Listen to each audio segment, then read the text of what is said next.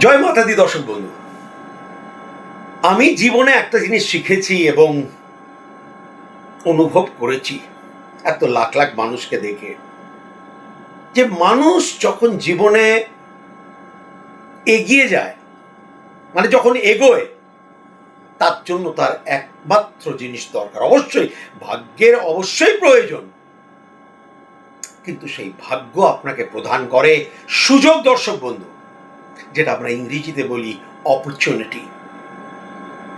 অনেকবার আমরা বলি না লাইফ টাইম অপরচুনিটি। আদৌ কি লাইফ টাইম অপরচুনিটি আমাদের জীবনে আছে?